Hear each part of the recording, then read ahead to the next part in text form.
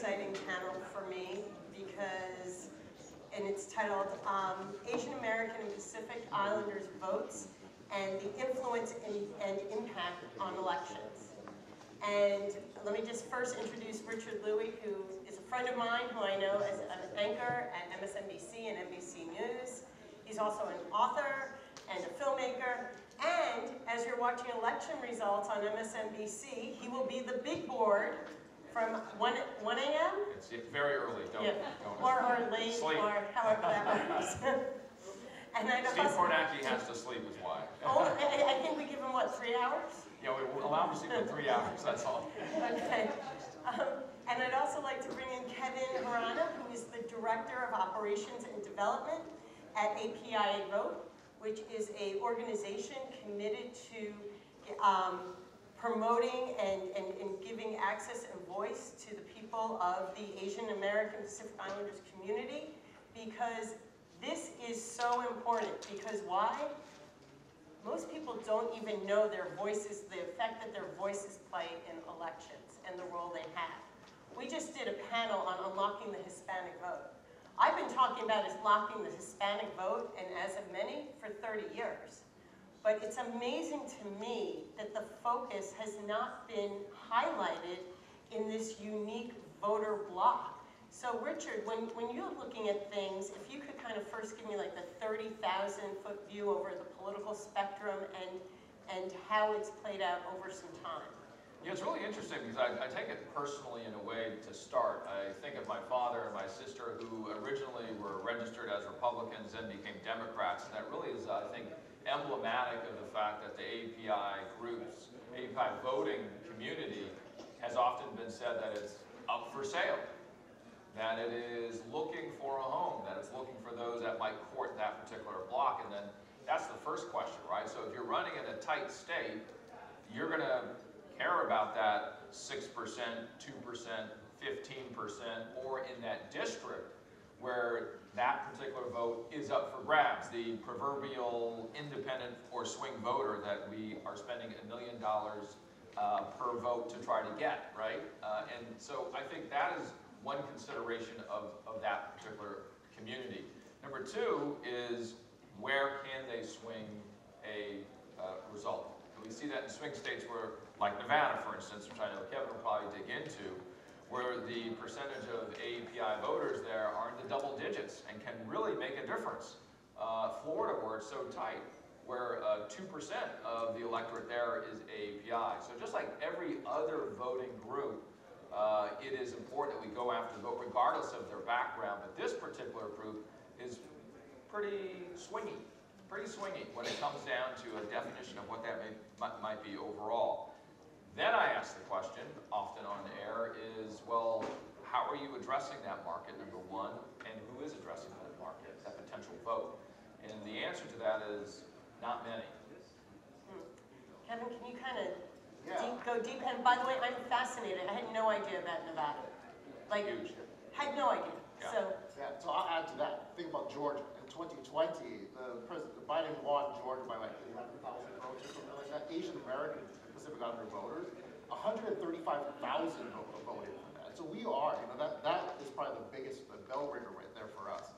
So I'll add a couple other complicating factors for the Asian American Pacific and Pacific Islander communities. Is that we have a long history of being perceived as the perpetual foreigners. We were never really welcomed into this idea that we have a civic duty to engage, right? And so the formulations of Chinatowns and the ghettoization of our communities into this thing is something that we have, as APIAVote, we're still, we're dedicated to breaking those kind of silos that were created, not necessarily for us, but because of government and society that excluded us for many years, right? And then I'll say this, is that because our Asian Americans, Asian American and Pacific Islander communities are growing at exponential rates. By 26, right now we're about 7% of the American population. By 2060, we should be well over 10%. And that's growing in every single state, including Hawaii, but at a slower rate. So, including North Dakota and South Dakota. So, I mean, the group it's growing at phenomenal rates, and many different areas, but it's being driven by two factors. One, immigration. In the next few decades, Asian Americans are going to surpass Hispanics as the largest demographic that's being driven by immigration. And then secondly is by youth. Asian Americans and Pacific Islanders who are born in the United States are much, much younger. And so it drives down the average age of the Asian American and Pacific Islander groups significantly. And so that's really driving in terms of the political identities. And then I say the third thing is reinforcement Richard was saying, is that no one's talking to us.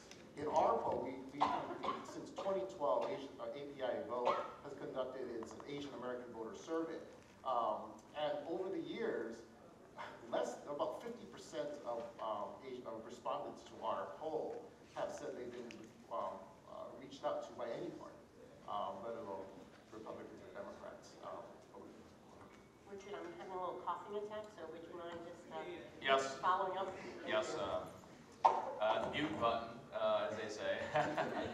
Yeah, I think what I take away from what you say, Kevin, is that if you are trying to address that market and you are looking at where one election may go versus another, that therefore it makes a lot of sense on ROI to go for an API voter, given that the share of voice of messages coming into that particular voter is so large given your investment in trying to reach them. Now that's in terms of if you're running an election. In terms of the issues they care about, which are very broad, I mean, we could talk about that if you like, or... Yeah, I also, even before we get to that, where are the assumptions that people are making, whether rightly or wrongly? It just seems that whether it's politicians or business people, whatever it is, looks at this community and no one seems to really quite understand it, but it seems like there's a lot of misconceptions coming out of it. Yeah, I think culturally, when you look at the assessments of where are certain groups, in, for instance, even media breakdowns, the API group is often lumped into the almost white group. They are not put in their own section. So if you get reports, for instance, there were several national pollsters that would often go, this is when you're looking at the different communities of color, that where you have the African American black vote, you'd have Latino Hispanic vote, and then you would have other. And across many other, and not only in voting, but when it comes to economic views or views on society, they were often grouped like that. So, the last 5–10 years, as Kevin knows so well, and you know so well, the disaggregation within all that other group has been parsed out a little bit more. That's been a big problem. Now, let's go back to the very assumption that they're the almost white group. They actually are not for many reasons. It's just that they've been put in that group conveniently. Do you think they're put in that group because people don't know how to kind of harness or just recognize their power, frankly? Like they don't know how to put them in recognize them as individual groups, right? Because they do harness a unique power. Well, one assumption or is influence. I mean, one assumption is this model minority myth, which is a whole other panel we can have about that. But the assumption that they all are well paid and have good jobs, when the actual statistics show, and I lived through it myself, 50% of them go to community college.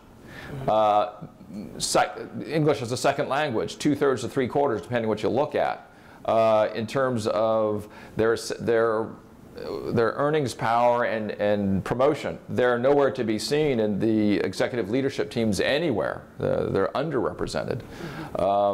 When you look at do they grow up in poverty? They're well off. The percentages are quite high. 24%, 1 in 4, for instance, in New York City, of all AAPIs live in poverty. They're the highest group of all groups.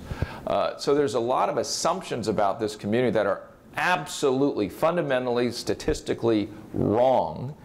But those assumptions, therefore, allow that incorrect stereotype, which then falls into, if we're talking about elections and voting, that therefore they're kind of lumped into that group and never addressed within their own space. Interesting. I know that for a long time people thought that this community would also tend to be more Republican, for example, given where they're immigrating from.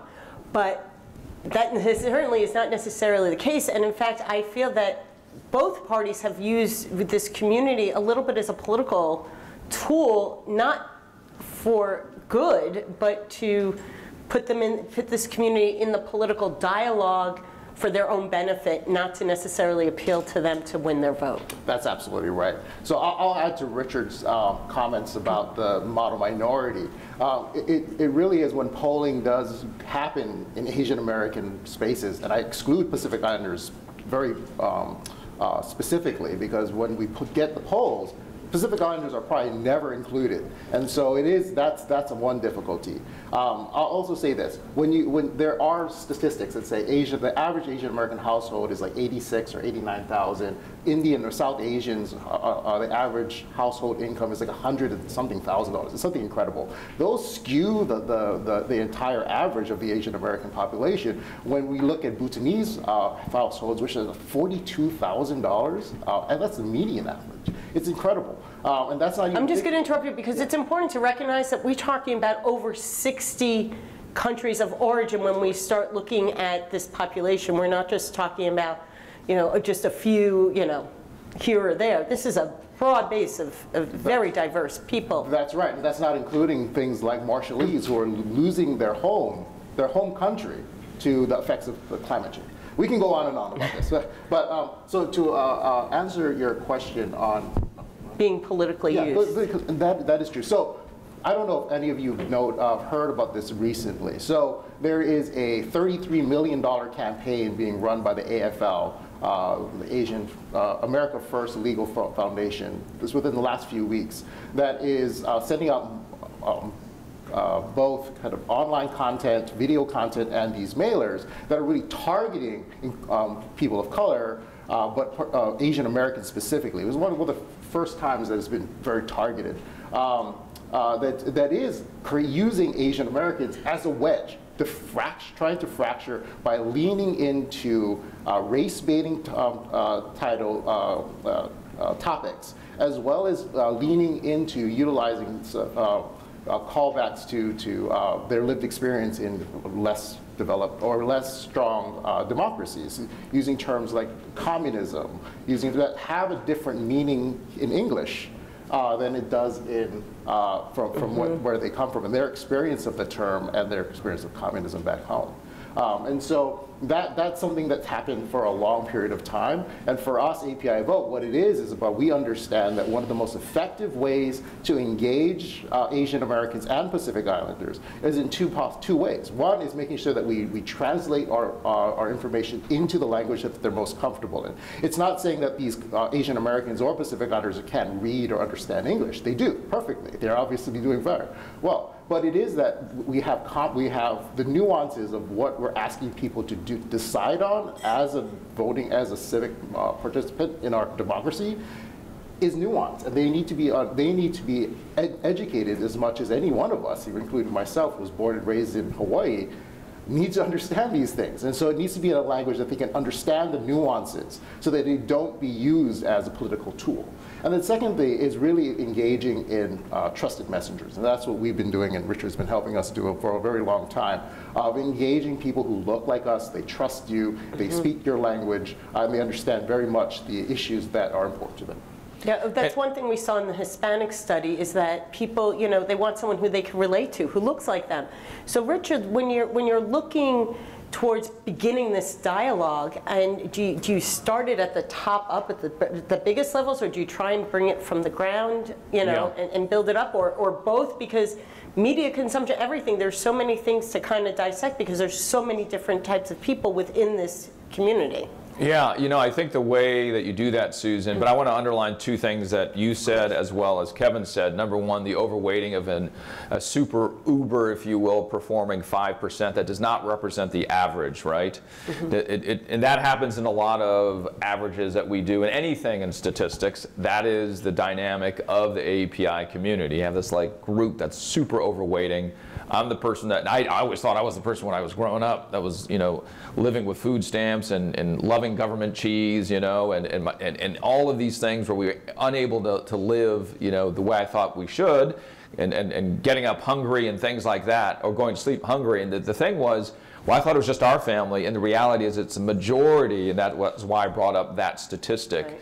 Out of just even New York City within itself. So that is one unique dynamic to this API community. The second one, which you brought up, which is the origin countries, and the fact that there are so many origin countries with 100 different languages lumped into one little sliver of pizza. One little sliver. You know, if America's a big pizza, one slice out of the 20 slices is API. Then you slice up that one slice into 50 little pieces. I mean, that's difficult. And none of them speak the same language. And none of them come from the same country.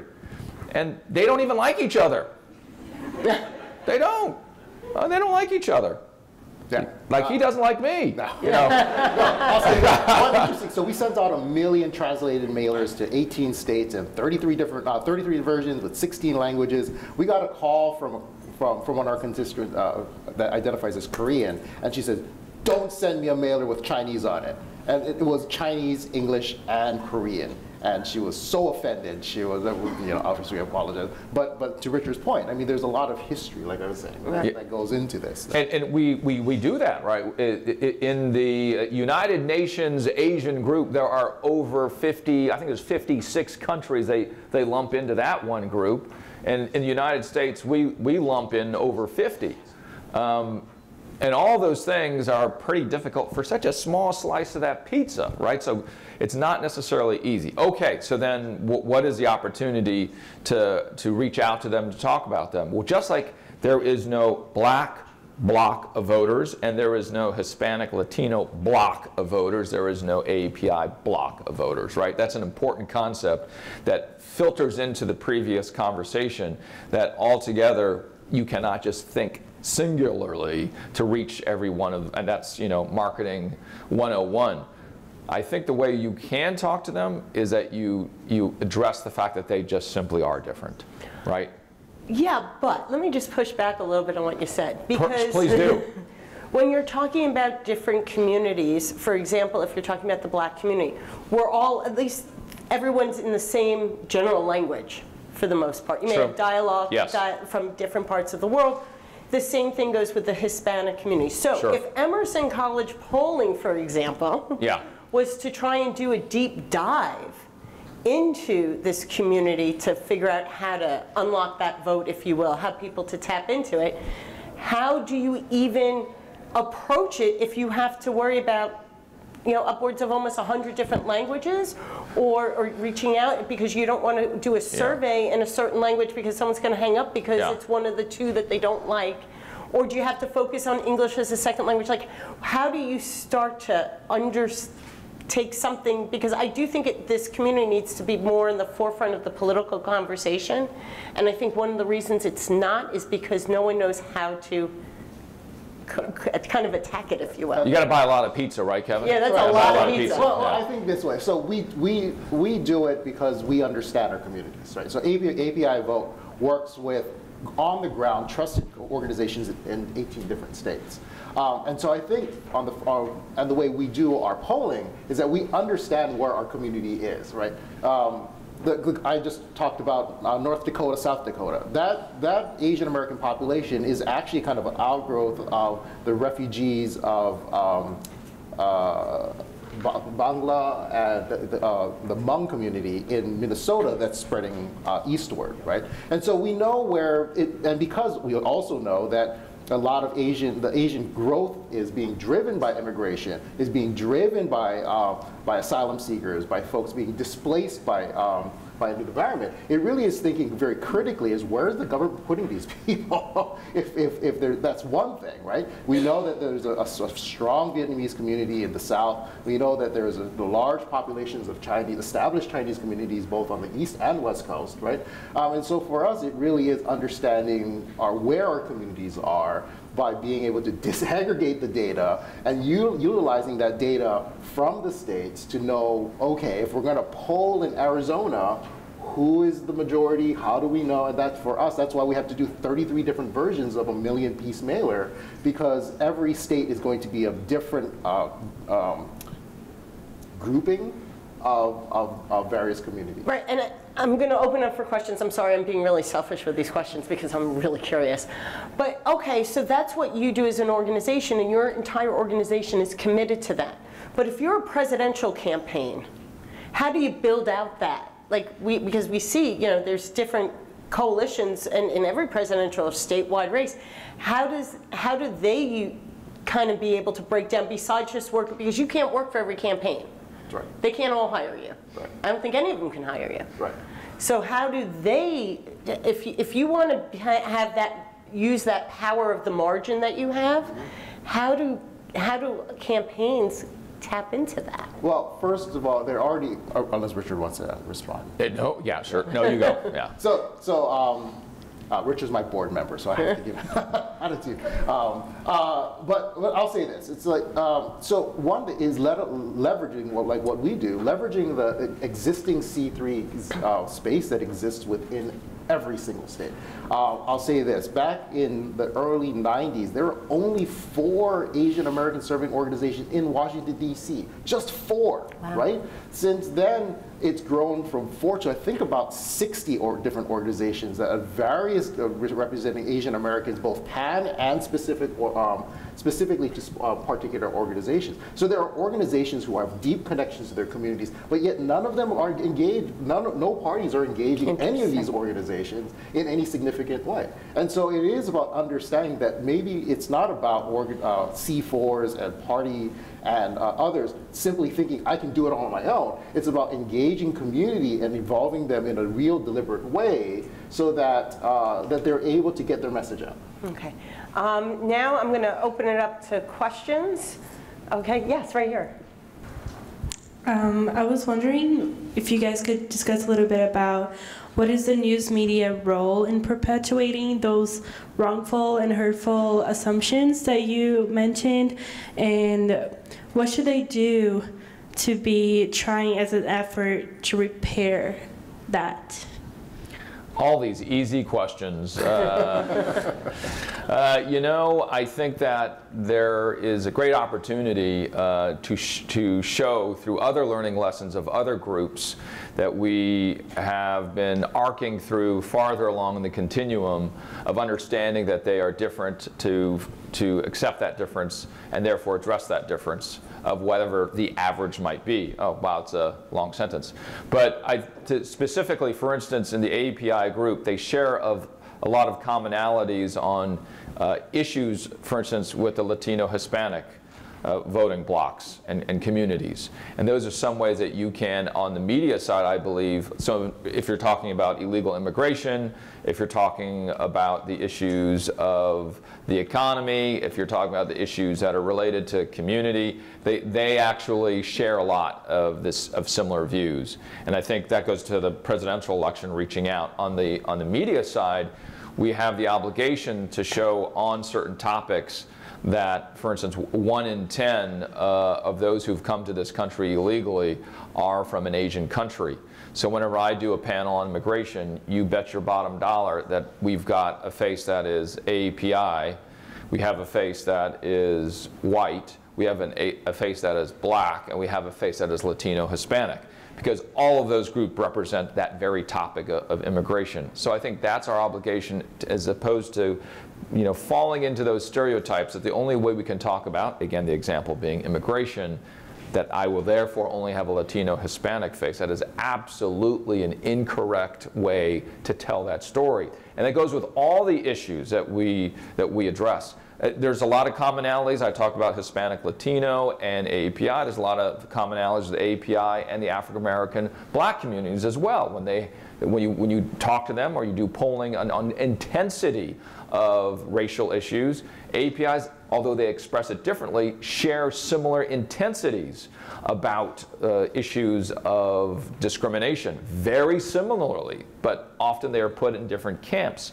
And again, those are those stereotypical tropes that are put out there that are not absolutely wrong, but not in majority at all to the degrees that they're expressed. So there are opportunities for us as storytellers in the media to instead find those commonalities, find those differences, and as opposed to falling into what is propagated often by those who may not have done their homework. So I'll add to that, Richard, I'll only add this, is that the motivation, right?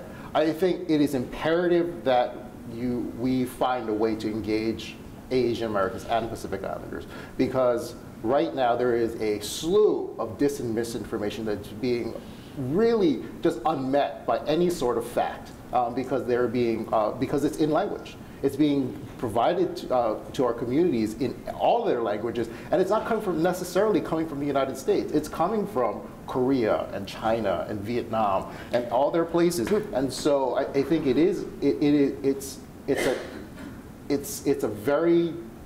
very troubling that that content being created outside of our borders are affecting or influencing potential voters. One last thought here. I know you want to go into another question, but that is the stories that we share should be also about how Asian American Pacific Islanders are American.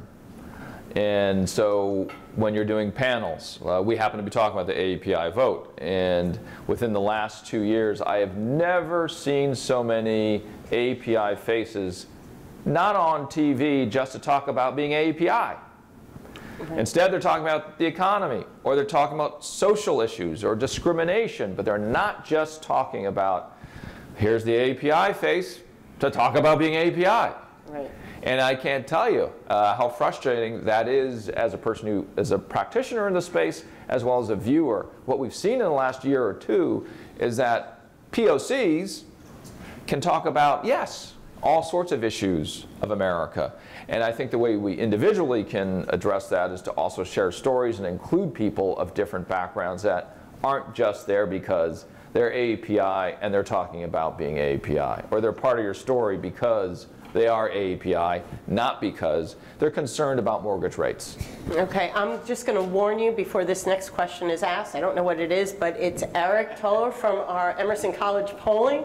So here we go. I just don't know where this is going to go, but good luck. So I got a quick question for you about language. You know, this is something that we deal with as pollsters. It's a really big challenge. One of the greatest data points that we were able to find in our Hispanic study was English versus non-English responses. We're seeing pollsters move to more polls being conducted in other languages. Now, we tried to replicate this in New York. So we had one of our polls translated into Mandarin. I was telling an old neighbor of mine that's a first-generation Chinese immigrant that we were polling New York's Chinatown in Mandarin. They laughed at me, and they told me that I should be doing it in Cantonese. So my question for you is, could you just remark a little bit, and I know this is shot talk, I'm sorry, but I need to ask this. Can you remark a little bit about what languages we should be using in urban, suburban, rural settings, you know, so that we're getting these better response rates and getting better data? Yeah, so it's a tough, like I said, it's very geographic, right? So when we're looking at more established, we call them American-born Chinese, right? You have to think about that in terms of the generations. Chinese have been here since the construction of the Intercontinental Railroad, right? They're a cornerstone of America and why we're where we are. Most of those comes from southern China, and so Cantonese is one of them, right? Being able to speak the correct translation in Vietnamese is also really important, because you can't just say one thing in English and think. You have to think about your intentions, because that will come up very differently from a Vietnamese family that came over as boat people as a result of the Vietnam War. And so you have to be very careful in terms of that. And so I think it is about using both the census data, the ACS data. If you have it, the VAN data is also is also getting a lot better since we've been working on it with Tom Wong and Target Smart. But then I think thirdly, it's really thinking about if you're going to poll in a certain state.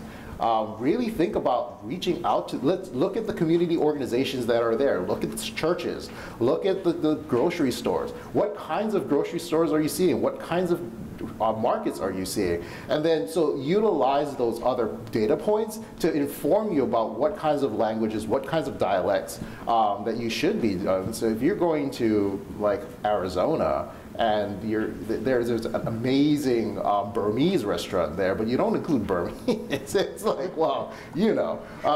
So I hope that answers your question. Okay, we got time for just one more.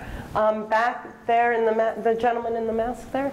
Hi, I wanted to ask about the reaction. What do you think the reaction would be by the API community to GOP narrative regarding Asia, and especially in Ohio, the Senate race, we've seen ads where they talk about communist China buying land.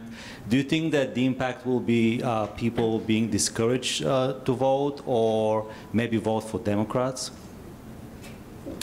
So first off, I'll say this.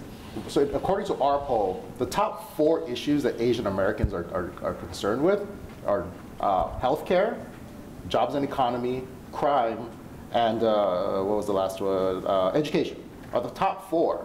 They're really not concerned about what's going on outside they're concerned about, like, I think it was a great way of putting it, the economy. Like, how am I going to be able to run my business, keep my food on the table? So whether or not China is buying land, or the Communist Party is opening up a secret police station across the street, is really affecting a very small portion of just like one issue, kinds of like a small, very small demographic of immigrants who may not even be able to vote, right?